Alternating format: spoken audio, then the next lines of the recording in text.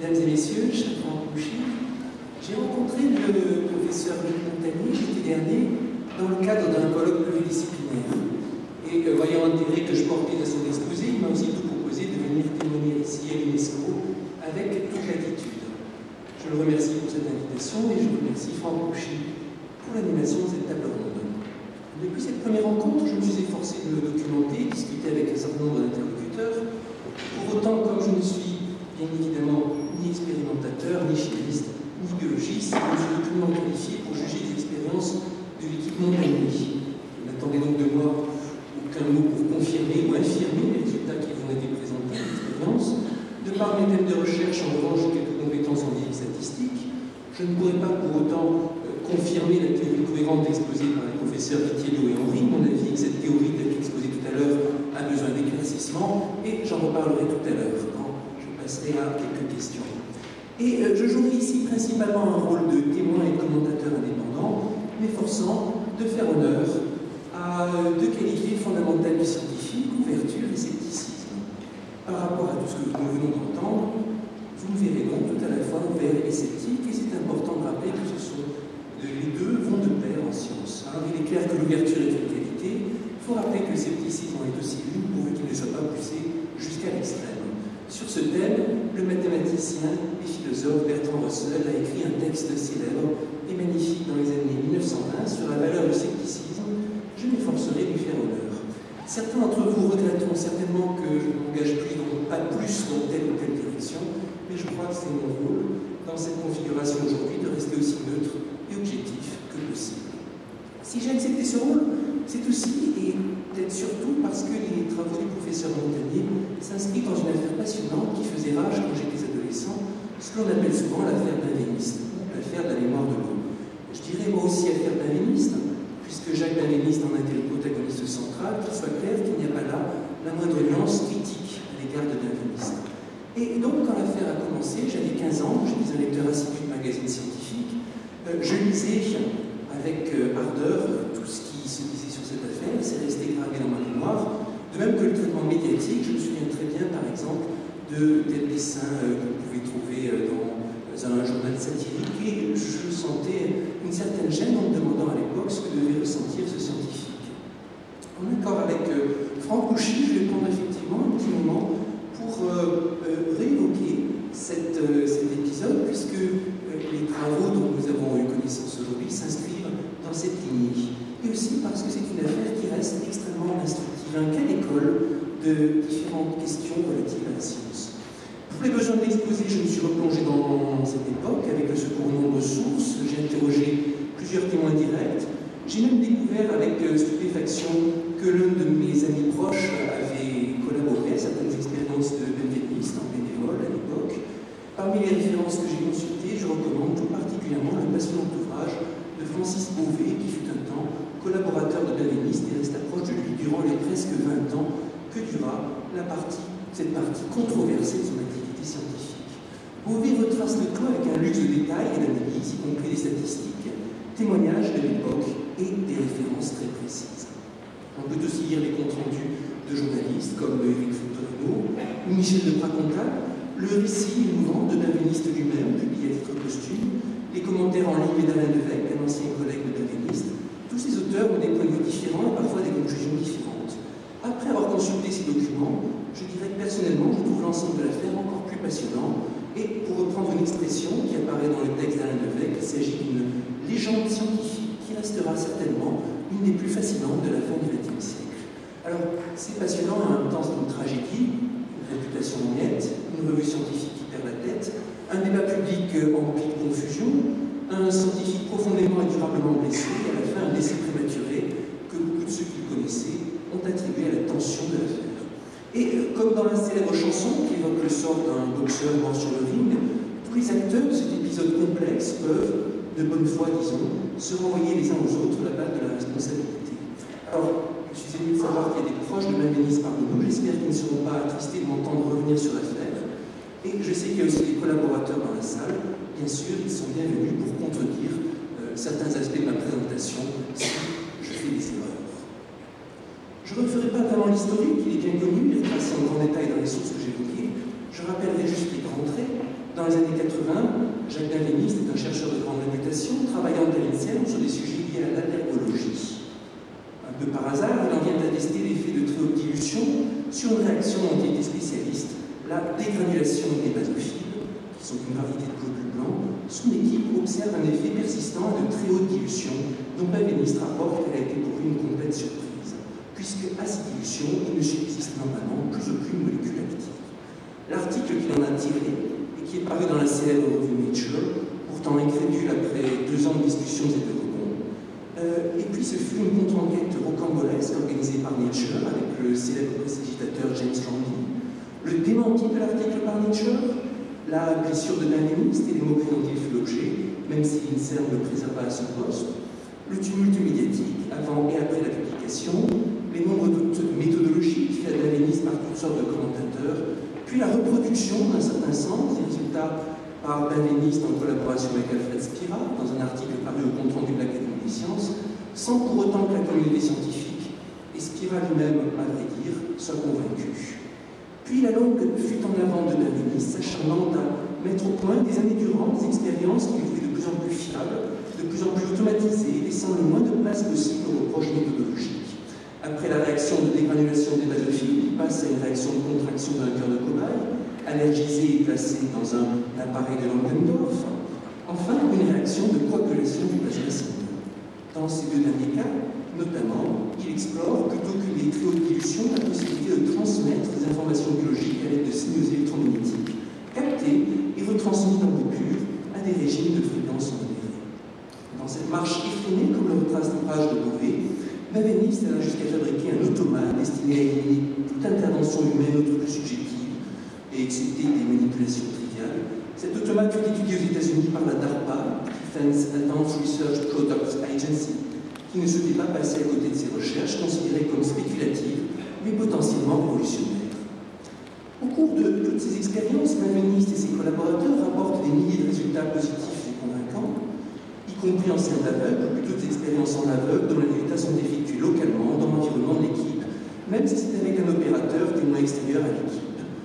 Cependant, ils observent des résultats qui parfois fluctuent sans aucune explication et surtout ne parviennent pas à réaliser de manière stable des expériences reproduites en double aveugle qui sortent du cadre de leur laboratoire. Au cours de cette saga, une longue tentative de reproduction a été effectuée en particulier avec Claude Aignon de l'USPCI, selon un protocole élaboré en collaboration avec Benveniste. Elle n'a pas donné de résultats significatifs. Claude Aignon lui-même regrettait que plus d'expériences n'aient pas pu avoir lieu. Alors, il est communément admis que la reproductibilité est inhérente à la démarche scientifique et expérimentale, que c'est une obligation. C'est pas seulement pour éliminer les risques de fraude ou d'erreur, c'est aussi d'abord pour vérifier que toutes les causes expérimentales sont comprises, de sorte que les théoriciens puissent faire leur travail sereinement et en connaissance de cause, c'est le cas de dire, et aussi pour permettre l'utilisation des résultats, des réactions, des phénomènes dans d'autres contextes, de manière fiable aussi, la science étant une œuvre collective destinée à comprendre mais aussi à être utilisée. Si votre résultat est vrai à un instant mais pas reproductible, on ne pourra pas, autrui ne pourra pas l'utiliser. À partir du moment où la reproductibilité n'a pas été établie, on pouvait penser que l'ensemble des expériences devait passer par pertes et profits dans le flot immense de la science. Et pourtant, comme je le disais, l'affaire Benveniste demeure une affaire passionnante de la science du XXe siècle pour plusieurs raisons scientifiques, épistémologiques et sociales, dont je vais tenter de dresser une petite liste. En premier lieu, le rôle joué par le média, y compris la presse grand public. Au vu de la présence de Franck Mouchy, et du fait que ce colloque se tient dans ce lieu où le contact sans société est vital, il est normal que j'en passe un peu de temps sur cet aspect.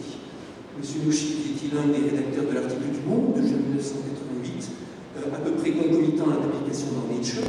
Le Monde a ainsi propulsé les expériences de Benveniste dans le débat public. Pour cela, vous avez été très critiqué à plusieurs reprises au cours de la polémique. Des voix se sont élevées, y compris parmi les scientifiques, pour estimer que ce débat n'avait pas sa place dans la presse grand public. Mais vous-même pouvez rétorquer que l'article de Benveniste ayant été publié par Nature, l'une des 2 revues de sciences les plus prestigieuses, il est a posteriori normal que vous en rendiez compte, et que vous, journalistes, subissez sans cesse la pression de ceux qui reprochent à la profession de trop se perdre dans des débats futiles et souhaitent que vous parliez plus de science, que vous suiviez l'actualité scientifique comme un roman, que vous célébriez la figure du scientifique aventurier pour expliquer, pour motiver, pour donner l'exemple. Et de fait, on voit régulièrement, encore aujourd'hui, la situation de la presse est complexe puisqu'elle est prise en étau entre le besoin de prudence que demande l'actualité scientifique dont la vérification peut prendre de longues années et le besoin d'audace que demande le journalisme vivant. Le débat se corse avec un autre aspect, dans un débat de spécialistes, qui a le droit de donner son avis, qui a le droit de critiquer un scientifique sans connaître le sujet dont ce dernier est spécialiste. Et le débat se corse encore plus quand on constate que des critiques publiques déplacées ont été faites dans cette affaire aussi par certains journaux spécialisés. Pour en revenir à la presse grand public, par une sorte de malédiction, quelques années plus tard, quand Le Monde reprend le dossier sous la plume attentive d'Éric Fotorino, c'est peu après la collaboration fructueuse entre Jacques Benveniste et Claude Aignan, l'article rapporte de la part de Jean Charpak l'expression fraude scientifique dont il a plus tard admis qu'elle avait dépensé, dépassé sa pensée.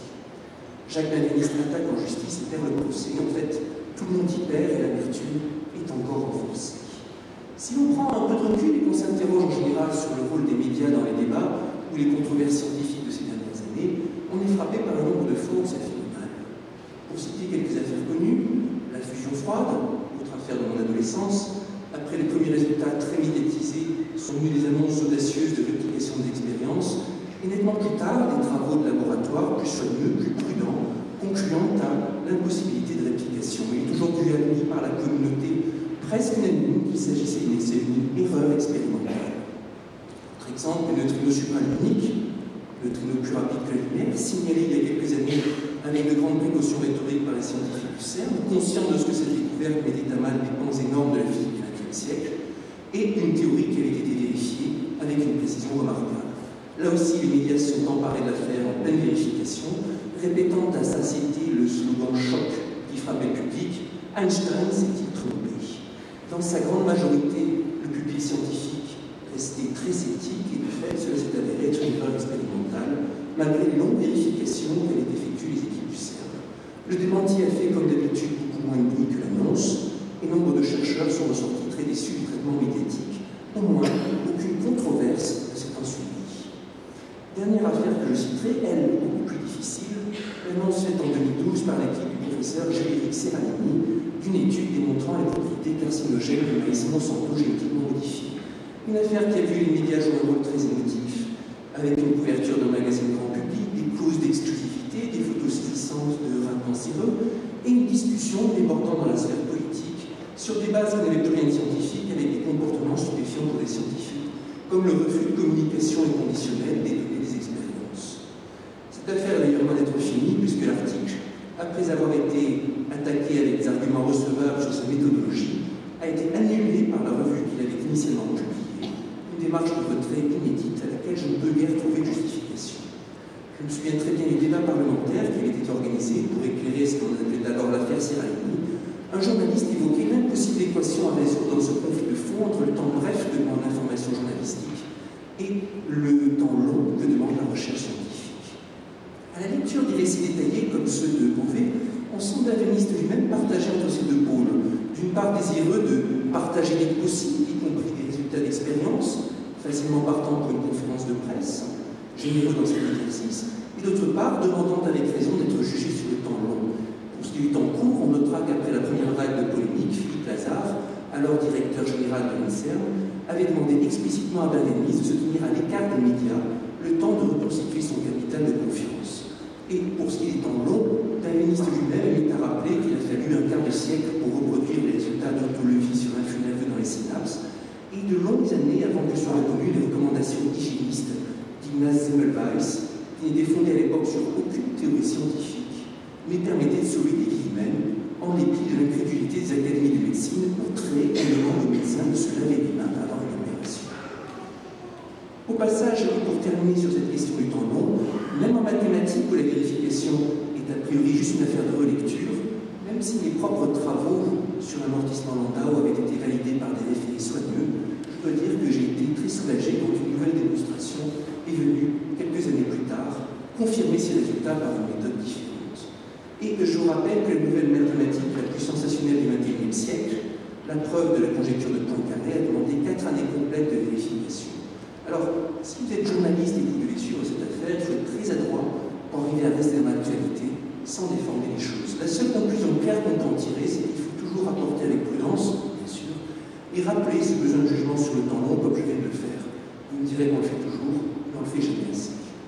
Alors je me suis longuement étendu sur l'articulation entre sciences et médias, donc en évoquant le rôle de revues non spécialisées, mais une deuxième raison qui rend l'affaire maléniste passionnante, c'est le rôle des revues scientifiques. En entrant dans les coulisses de cette histoire, vous pouvez oublier tout ce que vous avez appris sur les règles de publication scientifique. L'éditeur en chef de Nature, John Maddox, a ainsi pu soutenir qu'il avait accepté de publier l'article tout en pensant qu'il était faux. Le député directeur de Nature, M. Newmark, a affirmé dans une interview « Nous sommes certains que ces résultats sont faux ». Alors normalement, un éditeur en chef d'une revue majeure, d'un peu tout puissant, s'il a un doute pour une raison ou une autre, même en cas de rapport positif, c'est son devoir de refuser. Et c'est donc très difficile d'imaginer l'état de tension apparemment lié aux durs échanges entre Benveniste et Maddox qui a amené cette décision extravagante. Maddox a parlé de pression exercée par l'auteur, a annoncé plus tard que la publication dans Le Monde lui forçait la main. Pourtant, la décision de publication a apparemment été prise avant l'article du Monde. Et il est certain qu'on a de nombreux témoignages justifiés parfois impulsifs de Benveniste, dans des courriers ou des coups de téléphone enflammés, mais sans vouloir jeter la pierre à Maddox, ça fait partie du travail d'une grande revue scientifique de référence que de résister à toutes les pressions et d'imposer le temps long de la vérification à l'auteur qui souhaite être publié au plus vite. Je cite Maddox pour montrer à quel point son attitude est incompréhensible. Il nous dit « J'ai répondu à Benveniste. Pourquoi ne proposez-vous pas une explication pour ces résultats contraires à la science normale ?» Alors, entre parenthèses, que veut dire science normale? On peut se poser la question. Et 2-3 jours plus tard, il m'a envoyé la théorie de la mémoire de l'eau. J'ai été surpris qu'un directeur de l'unité INSERM puisse bâtir une théorie aussi vite et j'étais exaspéré. J'ai décidé de publier. On cherchera maintenant une logique scientifique dans cet enchaînement de phrases. Une fois l'article publié, Nature entreprend de réaliser une contre-expertise, comme il en avait convenu avec Benveniste. Cependant, Nature le fait non pas avec des pairs, mais avec une équipe qui, elle aussi, sort radicalement du cadre habituel.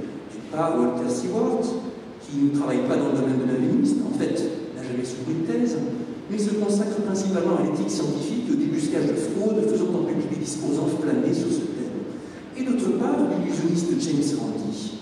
Le récit de cette visite a été rapporté par plusieurs témoignages qui nous dépeignent, après une première expérience réussie, une procédure effectuée à un rythme effréné dans un climat de violente défiance, des accusations explicites de fraude, des protocoles tendus et bâclés, des exigences changeantes et épuisantes, des éclats de voix incessants, des expériences gâchées, le tout pendant que Randi effectue des tours de prestigitation pour amuser la galerie. La visite se termine dans la précipitation et est suivie d'un démenti de Nature, d'un compte-rendu dans le ton peut être jugé moqueur et de commentaires donnés à la presse britannique qui sont offensants pour un scientifique. Ajoutons à cela que Randi écrit à Benveniste et annonce également dans la presse qu'il a la preuve qu'une tentative de fraude a eu lieu pendant sa visite. Alors, ça ne se passe pas comme une lettre à la poste, bien sûr. Des revues scientifiques de nombreux pays s'indignent du comportement de Nature et Maddox défend son droit en déclarant par exemple qu'il y a des occasions où la publication de la science de mauvaise qualité peut être un service public. Et elle ajoute qu'une ambiance de cirque est parfois un mal nécessaire. Pour conclure le tout, 6 mois plus tard, il se sépare de Stewart après celui-ci a fait une déclaration publique embarrassante. Alors, dans toute l'histoire de la publication scientifique, cet épisode est peut-être l'un des plus baroques, peut-être le plus baroque dont j'ai jamais entendu parler. Au passage, quand on revoit les débats de l'époque, on est frappé par le ton quelque peu chauvin qu'ils ont pris, une pique entre sciences françaises et sciences anglaises. Du côté français, des accusations dirigées soit contre Nature, soit contre Benveniste, parlant de honte faite à la science française. Cela se retrouve même dans le rapport officiel de l'INSERM sur l'unité Benveniste. J'ose espérer que ce débat est maintenant dépassé à une heure où la science est plus internationale que jamais. Un aspect ironique de ces piques relevés à l'époque, c'est que dans un renversement des rôles habituels, c'était le camp anglais qui était théorique et le camp français qui était pragmatique. Voilà donc pour le rôle de la revue scientifique de référence. Maintenant, une troisième raison qui rend l'affaire intéressante, c'est celle du conflit d'intérêts. Initialement, vers 1980, les recherches de Benveniste sur la dégranulation des basophiles viennent du souhait de Bernard Potvin, médecin, de réaliser auprès de lui une thèse dans laquelle le protocole homéopathique serait reproduit en environnement contrôlé. Puis, les laboratoires homéopathiques Poiron avaient contacté Benveniste pour reproduire les observations de Jean Saint-Claudie sur l'effet de haute dilution. Après cette genèse, les observations, les recherches de Benveniste sont en partie financées par le laboratoire Poiron. Je ne rentrerai pas ici dans le débat sur l'homéopathie, mais elle est toujours considérée par la médecine classique comme une escroquerie, à laquelle on trouve cependant l'excuse de l'effet placebo. En 1984, quelques années avant l'affaire Benveniste, le remboursement des médicaments homéopathiques est accordé par le gouvernement français, provoquant la colère de l'Académie de médecine. Dans les années 80, ce débat de science et de société était donc encore tout frais. En scientifique, Benveniste s'est montré extrêmement prudent dans ses déclarations de l'époque, évoquant sa surprise à la vue des résultats, affirmant qu'il ne s'agit surtout pas d'en tirer les conclusions quant à l'efficacité thérapeutique de ces différents produits. Comme souvent, la prudence du scientifique face à la presse n'empêche pas les amalgames, et Benveniste a certainement sous-estimé les complications qu'avait entraîné ce lien avec l'homéopathie. En fait, l'accusation de manquement éthique radicalisait le débat et jouait dans les deux sens. Benveniste, pour son lien avec le laboratoire Poiron, est alors accusé de conflit d'intérêts, de service de l'escroquerie, et Maddox, qui venait de mener une action contre l'homéopathie, est accusé pour sa part de conflit de conviction, dans la mesure où son rejet de l'homéopathie l'aurait amené à rejeter d'emblée, par principe, les travaux de Benveniste. De telles situations dans lesquelles des intérêts industriels viennent massacrer la sérénité de la discussion scientifique ne sont pas si rares. Tout récemment, la discussion autour des OGM en fournissait encore un parfait exemple. Il est presque certain que sans le contexte de l'homéopathie, l'affaire Benveniste se serait déroulée de manière beaucoup moins tendue. De manière intéressante, dans le cas de Benveniste, notre source de difficulté était le grand nombre de références dans les accusations qui étaient faites contre lui, de références à la magie, à la sorcellerie, au paranormal, à la façon dont il était vu comme celui qui allait introduire une brèche dans l'approche scientifique. Peut-être a-t-il souffert à un moment dans l'inconscient collectif d'une analogie absurde avec Mesmer et le magnétisme de l'eau. Qui sait, il est certain pourtant que Benveniste, de par sa conviction personnelle, pensait que ces expériences seraient un jour expliquées par une théorie scientifique, révolutionnaire peut-être, mais à coup sûr extrêmement solide et rationnelle. Quatrième raison pour s'intéresser à l'affaire Benveniste, particulièrement pour un mathématicien, c'est le rôle des statistiques. Dans de nombreuses controverses scientifiques de ces dernières décennies, on retrouve les statistiques, et c'était aussi au cœur de la dispute sur les OGM. Dans le cas de l'article Nature, l'effet observé était subtil, l'expérience répétée de multiples fois, et l'on trouvait des statistiques étonnantes, non gaussiennes et trop resserrées dans les expériences positives. Les rédacteurs de Nature s'en sont emparés pour conclure à l'impossibilité des résultats de Benveniste, se permettant au passage d'estimer qu'il manquait de curiosité intellectuelle pour ne pas s'être préoccupé de ce problème. On se pince pour bien réaliser que Benveniste était accusé de manquer de curiosité intellectuelle au moment même où on lui reprochait aussi de réaliser des expériences qui semblaient remettre en cause les fondements de la chimie. Pour revenir sur les statistiques, on note que l'analyse statistique des résultats bruts obtenus dans le laboratoire de Spira a aussi montré des différences étonnantes entre les résultats des diverses expérimentatrices, comme l'a rapporté Michel de Printemps. Dans toutes ces questions, il est bon de rappeler une règle. Quand on invoque des statistiques sans comprendre le phénomène sous-jacent, tout peut arriver. Par exemple, c'est sur la base de statistiques que le légendaire statisticien Ronald Fisher a accusé rétrospectivement Georg Mendel de fraude dans ses expériences sur les petits points, avant qu'on ne fasse remarquer que la méconnaissance par Fisher de la procédure utilisée par Mendel et des voies de ses reproductions rendait sa démonstration immaculée. Et ici, patatras, c'est exactement ce qui se passe dans l'objection de Nature. Stewart omet les données physiques selon lesquelles les basophiles à haute concentration ne sont pas écartées comme des variables de Poisson, de sorte que les calculs statistiques habituels doivent être modifiés. Pour couronner le tout, il apparaît que Stewart a effectué une faute élémentaire dans son calcul de variance. Plus de 15 ans après l'article controversé, Francis Beauvais reprend les calculs en tenant compte de ces deux effets et trouve que les statistiques considérées par Nature comme une preuve mathématique de l'erreur sont finalement tout à fait compatibles avec des expériences réussies. C'est finalement un cas d'école passionnant de mauvaise utilisation des statistiques, tel qu'on pourrait le décortiquer dans le cours d'épistémologie, de statistique d'ailleurs. Dernière raison qui rend l'affaire Benveniste passionnante, c'est le contraste incroyable entre les milliers d'expériences positives recensées par son équipe et la non-reproductibilité en double aveugle avec des équipes extérieures sans que l'on parvienne jamais à identifier un processus de fraude dans ces manipulations. Benveniste lui-même insiste sur la reproduction effectuée de ses travaux, recense comme une litanie les laboratoires qui ont annoncé la reproduction des expériences sur les basophiles. On pourra comparer avec le bilan que dresse son ancien collègue Alain Devecq.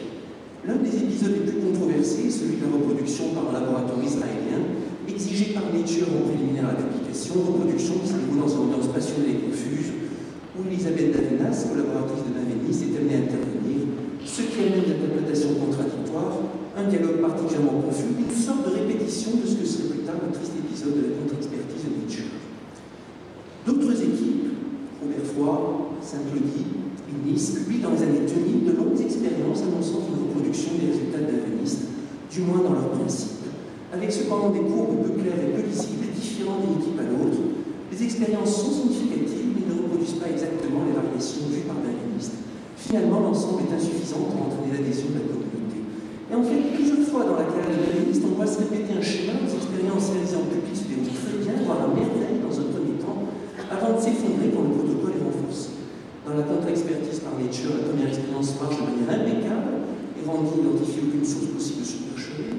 Même chose avec les premières interactions avec Charpak, même chose avec la machine conçue par Benveniste vers 2000, dans laquelle l'opérateur n'a plus guère qu'à mettre les ingrédients en place et appuyer sur un bouton. Testée aux États-Unis, cette expérience automatisée fonctionne souvent quand elle est utilisée par l'équipe de Benveniste et cesse de fonctionner en l'absence de cette équipe sans que les experts américains puissent se l'expliquer. Alors, pour expliquer cette non-reproductibilité, le raisonnement logique de SDF de trois possibilités. La première, bien sûr, c'est la fraude, mais qui aurait bien pu se fatiguer à frauder pendant près de 20 ans dans une équipe qui a été renouvelée. En particulier, on ne voit aucun intérêt qu'aurait pu trouver Benveniste, lui qui n'avait de cesse de mettre en place des protocoles expérimentaux où justement la fraude aurait été impossible. Et puis une fraude avec quels moyens techniques, des gens enseignés attention à une nouveauté. Deuxième possibilité, l'illusion collective, l'autosuggestion, quand on est convaincu d'avoir des résultats. Le cas historique en la matière, c'est l'affaire des rayons N de Blondelot. Et dans le cas de Benveniste, les avis sont partagés. Pour certains, il est ici facile de se tromper dans des phénomènes très sensibles comme le test de dégranulation des basophiles.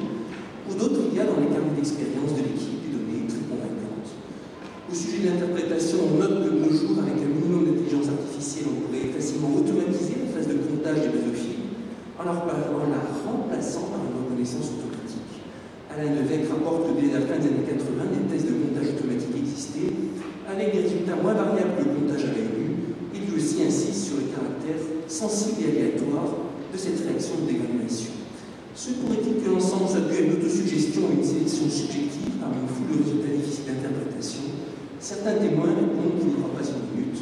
Dans son étude réalisée a posteriori sur les cahiers de l'équipe en observateur extérieur, Michel Schiff parle d'une prudence protocolaire extrême avec une abondance de collaborateurs destinés à garantir autant d'objectivité possible. À titre personnel, j'ai pu recueillir un témoignage direct d'un proche, mathématicien, en qui j'ai toute confiance aussi bien pour l'intégrité que pour le sens critique. Il m'a décrit une expérience en aveugle à laquelle il a participé avec Benveniste, dans laquelle il a effectué le codage et qui, selon lui, ne laisse aucune place ni à l'autosuggestion ni à l'intuition. Philippe Lazare faisait partie de ceux qui estimaient probable, au moins au début de la controverse, que Benveniste avait mis le doigt sur quelque chose d'intéressant, mais que cela ne pourrait être décanté que dans un climat serein et loin des polémiques. Et puis, troisième possibilité, à l'exclusion de la fraude et de l'auto-illusion, c'est la situation où le protocole expérimental dépend de phénomènes si ténus ou si insaisissables qu'on ne les remarque pas. De manière générale, c'est bien sûr un écueil d'autant plus redoutable qu'on n'a pas de modèle théorique fiable. En biologie, c'est bien sûr fréquent. Pour ceux qui ont suivi il y a quelques mois une équipe canadienne menée par Jeffrey Mogil établissait par exemple que les rats réagissent différemment à la douleur selon des expérimentateurs ou des expérimentatrices sont présents dans la salle d'études. Je cite cet exemple uniquement pour rappeler qu'il est parfois très difficile de recenser tout ce qui peut influer une expérience. Pour Benveniste, toutes sortes d'artefacts ont été invoqués, agents biologiques intempestifs, rôle de certaines substances, absorption de molécules, bouchons de molécules, contamination, radicaux libres, résultats de l'agitation. Francis Bouvet s'efforce de tous les réfuter de manière plutôt convaincante dans son ouvrage. À la fin de ces expériences, Benveniste semble persuadé qu'il existait un vrai effet expérimentateur qu'il ne parvenait pas à expliquer. Dans certaines expériences tardives de Benveniste, pourtant simples au niveau du protocole, on voit même certains expérimentateurs ne parvenant pas à obtenir le même résultat positif que les autres, ce qu'il appellera l'effet effaceur. Et pour terminer sur l'importance exceptionnelle de cette question de la reproductibilité dans l'affaire Benveniste, je mentionnerai une anecdote. Aujourd'hui, vous tapez dans un moteur de recherche les mots-clés reproductibilité et expérimentatrice, vous verrez surgir en première ligne le texte de Benveniste. Alors, c'est avec ces remarques quelque peu mystérieuses que je conclurai ce tour d'horizon rétrospectif sur l'affaire Benveniste. Les dernières années de recherche, de plus en plus tendues, sont achevées tragiquement par le décès de Jacques Benveniste. Des années plus tard, comme on l'a vu, le professeur Luc Montagnier reprend ses travaux. D'anciens collaborateurs de Benveniste lui prêtent main forte. Il sera intéressant au point de vue épistémologique de voir si certains ingrédients mentionnés tout à l'heure dans l'affaire Benveniste s'invitent de nouveau dans le débat et l'ampleur que prendra le débat. Nous avons entendu tout à l'heure l'exposé du professeur Montagnier, nous avons entendu aussi Giuseppe Vitiglio, l'exposé de Marc Henry, et puis les hommages dans le biophysique. physiciens italiens Giuliano Preparata et Emilio Del Giudici.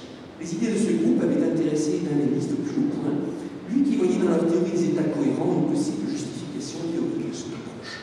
Alors il me semble cependant qu'il reste des défis considérables à surmonter pour établir de manière solide les expériences et la théorie audacieuse qui vient d'être présentée. Je vais me livrer à la tâche difficile d'en recenser quelques-uns, toujours en observateur extérieur, et ainsi lancer la discussion.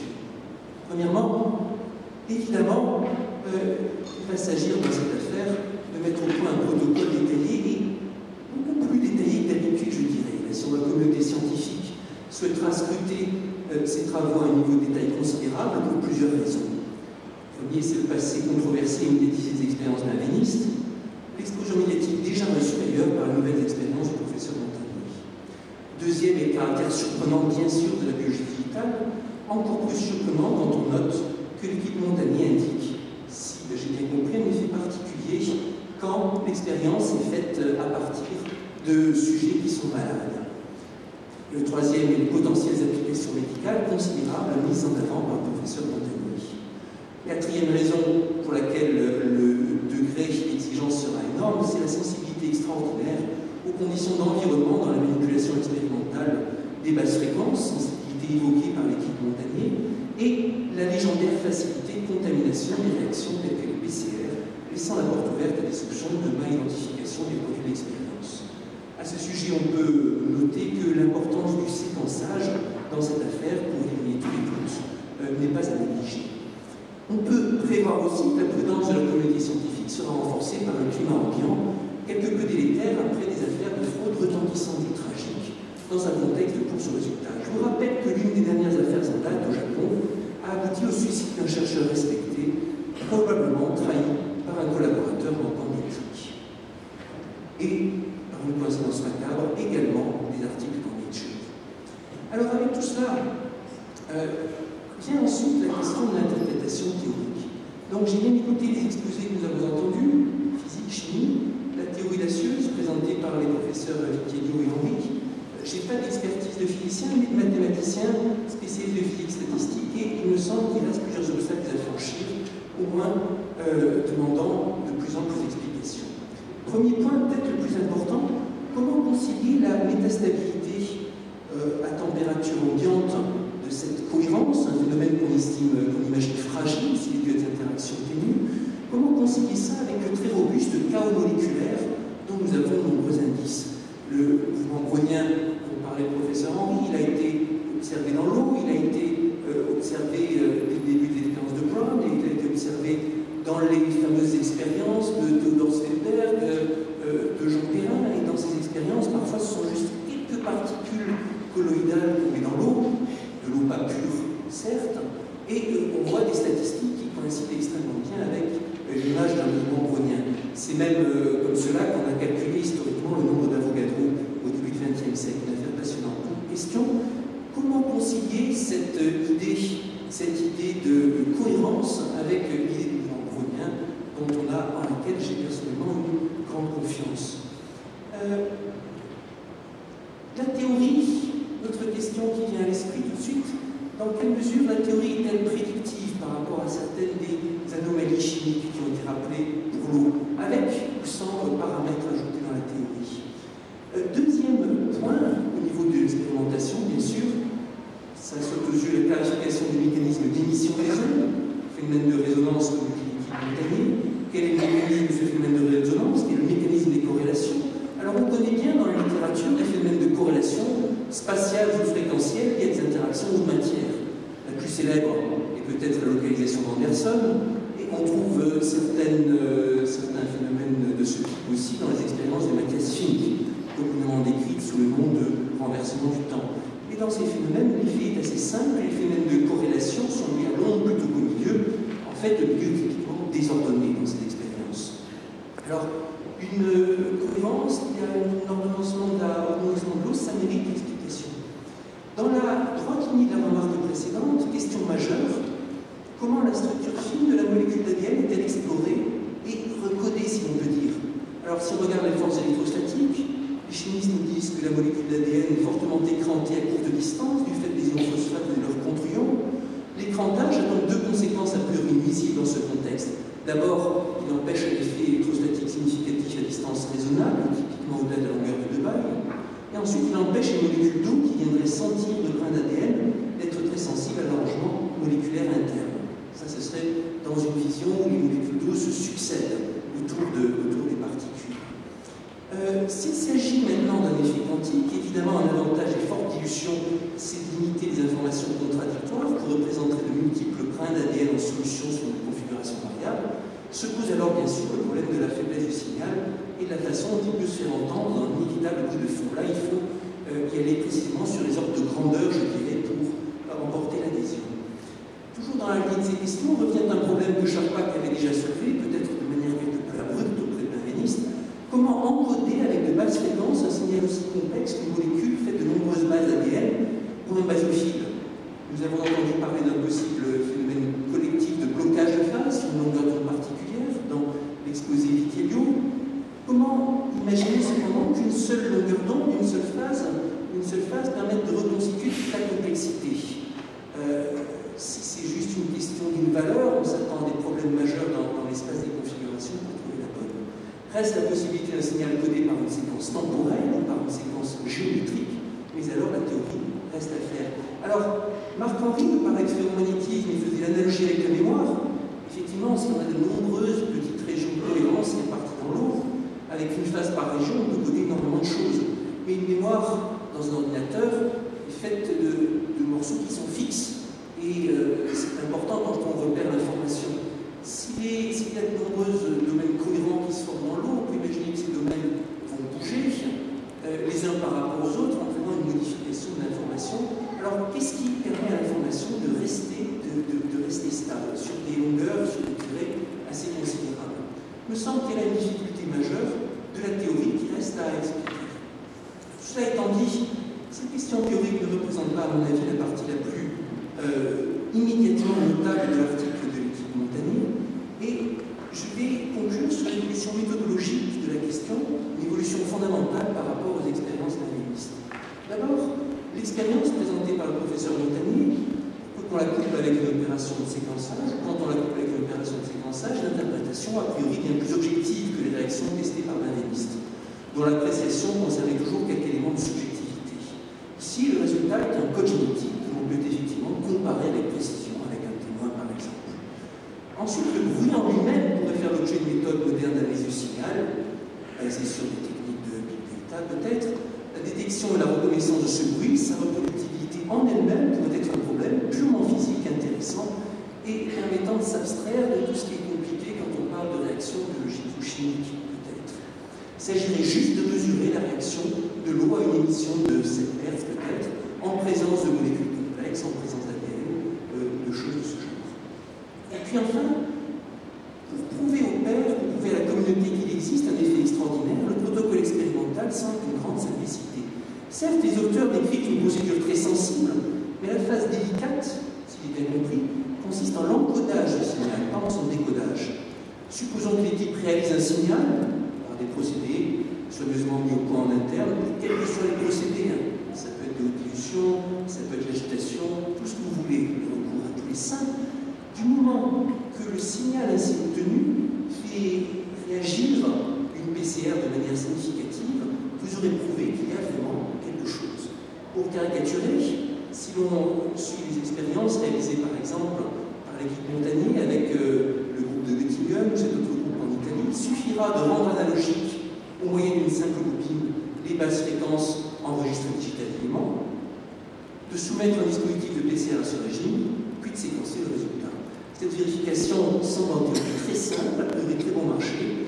Comme le gain potentiel mis en avant est très important, c'est un devoir de la communauté scientifique que de réaliser cette vérification dans des équipes indépendantes.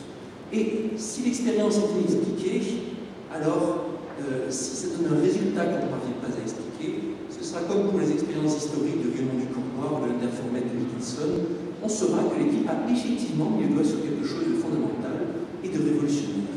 Et dans ce cas, je n'ai pas doute qu'une théorie convaincante suivra, y compris dans les nuances. Si en revanche les résultats sont négatifs, ça voudra dire que l'expérience restera comme une autre tentative méritoire et audacieuse, comme il y en a eu tant dans le passé. La fusion froide et le neutrino supraluminique en sont de bons exemples. La science est faite de audacieuses, dont la grande majorité sont infructueuses. Elles n'en sont pas moins méritoire. Je vous remercie.